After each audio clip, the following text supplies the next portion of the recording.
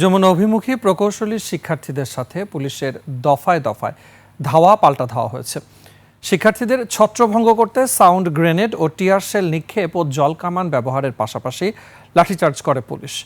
এই ঘটনায় আহত হয়েছে বেশ কয়েকজন পুলিশ ও শিক্ষার্থী। সে সময় শাহবাগ সহ আশপাশের সড়কে বন্ধ হয়ে যায় যান চলাচল।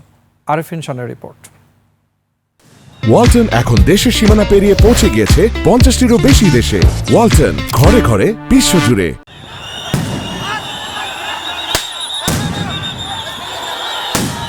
3 দফা দাবিতে যমুনা অভিমুখে দেশের বিভিন্ন প্রকৌশল বিশ্ববিদ্যালয় থেকে আসা শিক্ষার্থীরা। সে সময় বাধা দেয় পুলিশ।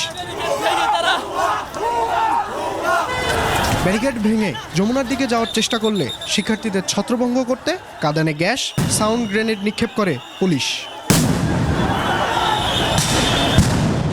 পরবর্তীতে তারা না সরলে জল কামান ব্যবহার এবং লাঠিচার্জ করে পুলিশ। সংঘর্ষে আহত হয় কয়েকজন শিক্ষার্থী ও পুলিশ সদস্য।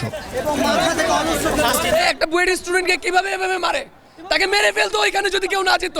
আমাদের রিক্সা করে করে এক একজনের ডিএমসি পাঠানো লাগছে। এই হইতেছে অবস্থা।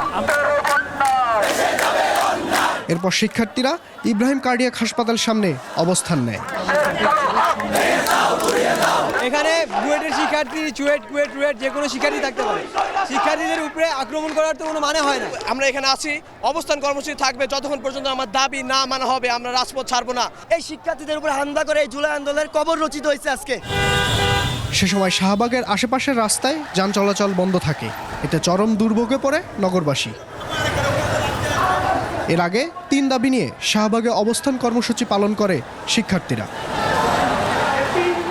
আরিফিন শাওন, 21 টেলিভিশন, ঢাকা।